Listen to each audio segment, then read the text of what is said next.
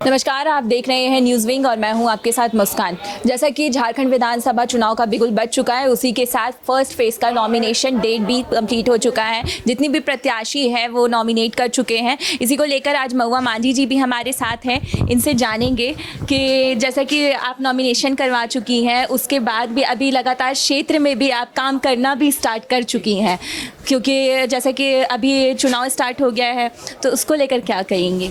और सबसे पहली बात तो मैम क्वेश्चन ये रहेगा कि आप क्षेत्र में लगातार घूम रही हैं, सभी लोग देख रहे हैं, आप क्षेत्र में भी घूम रही हैं, तो लोगों से जुड़ रही हैं, तो क्या समस्या आपको सबसे ज़्यादा दिख रही है?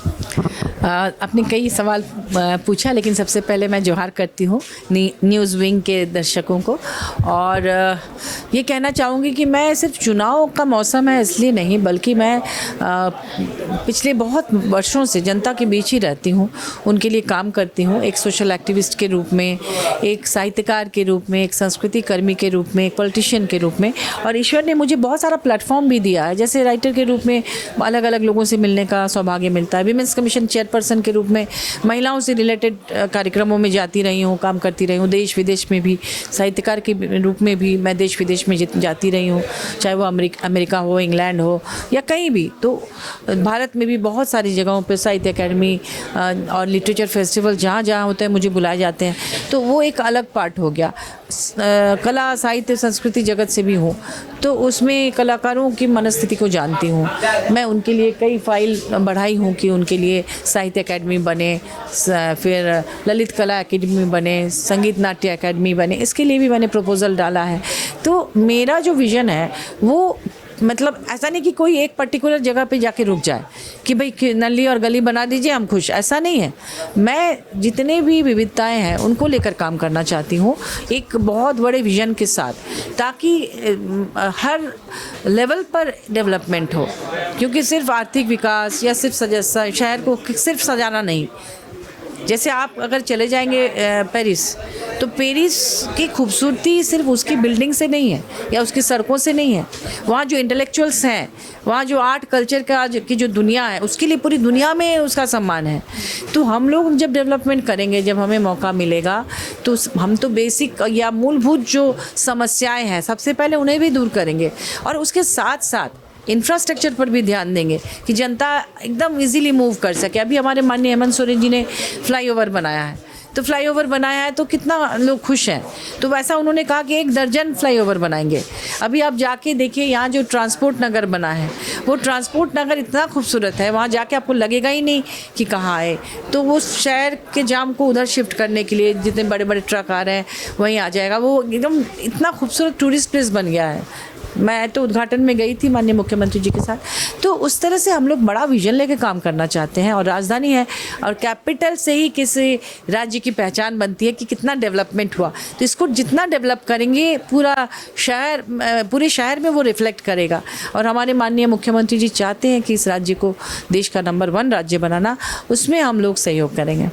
जैसा कि रांची हॉट सीट है मैम, और कांटे की टक्कर भी है, कहा जाए तो कांटे की टक्कर चल रही है पूरी, तो इस पे क्या कहेंगी? कितनी तैयार हैं अब आप? क्योंकि समय बहुत कम है। मैं बिल्कुल तैयार हूँ।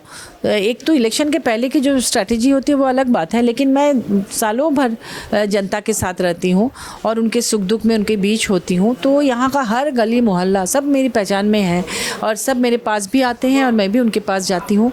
और जो भी मेरे से बन पड़ा है MP लैड वगैरह से, मैंने तत्काल ज़रूरतमंदों तक उसका लाभ पहुंचाया है।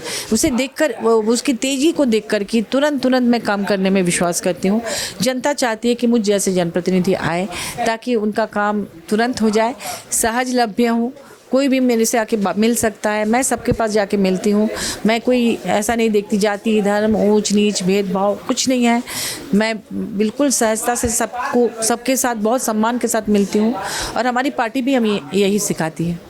और एक पर्सनल क्वेश्चन मैम, जैसा कि आप एक साहित्यकार भी हैं, पॉलिटिक्स में भी बहुत टाइम से हैं आप, तो इसको लेकर क्या कहेंगी? देखिए, साहित्य जो है ना, ये हमें एक अच्छा इंसान बनाता है। जैसे कि छल कपट ये सब से दूर रह के मानवीय संवेदनाओं को हम लोग साहित्य में जिंदा रखते हैं। तो हमें दया करुणा या इस तरह की भावनाएं शायद दूसरों से ज़्यादा है, ऐसा मैं फील करती हूँ, क्योंकि हमारा काम ही है इन चीज़ों को लेकर लेखन करना। तो हम लोग दूसरों के दर्द को समझते हैं। अगर हम कोई काम कर रहे हैं और हमारे पास 20 लोग आए हुए हैं, तो उनमें से किसको सबसे ज़्यादा ज़रूरत है वो हमें देखते ही पता चल जाता है। हम लोग सबसे पहले उसी का काम करते हैं, सबका करते हैं, लेकिन प्रायोरिटी भी देते हैं कि ये ज़्यादा ज़रूरतमंद है। विमेंस कमीशन में जब मैं थी तो सब लोग बहुत खुश थे। जो काम मैंने किया, तुरंत न्याय दिलाना, तुरंत उनको मदद पहुंचाना, जो पीड़िता है उसको सहयोग देना, तो ये सब काम करने के बाद ये विश्वास जनता का मिला है। क्योंकि पिछली बार मुझे इतना वोट मिला बिना किसी तैयारी के, हम लोगों ने ठीक से तैयारी भी नहीं की थी, हमारा कोई उस तरह का संगठन भी नहीं था जैसे भाजपा का होता है। उनकी सरकार भी थी तो तमाम पूरा तंत्र उनके साथ था, लेकिन मैंने फिर भी इतना वोट लाया। तो इसका मतलब जनता का भरोसा कहीं ना कहीं मेरे ऊपर और मेरी पार्टी के ऊपर है जी। और एक आखिरी क्वेश्चन मैम, फतेह को लेकर क्या फतेह को लेकर क्या? फतेह वो तो इस बार रांची राजधानी में जेएमएम का झंडा गाड़ेंगे, महागठबंधन की जीत होगी, फिर हमारी यहाँ सरकार भी बनेगी। ये थे हमारे साथ राज्यसभा सांसद और रांची सीट से उम्मीदवार महुआ माझी जी, जिनका कहना है साफ तौर पर कि फतेह इस बार ज़रूर होगी। रांची से कैमरामैन राकेश के साथ मैं मुस्कान। डोंट वरी सर, घर आपको टाइम पर मिलेगा और ऐसा मिलेगा कि आपकी उंगलियां भी बरतेंगी। ये देखिए सर, A1 क्वालिटी का सीमेंट लगा रहा हूं मैं।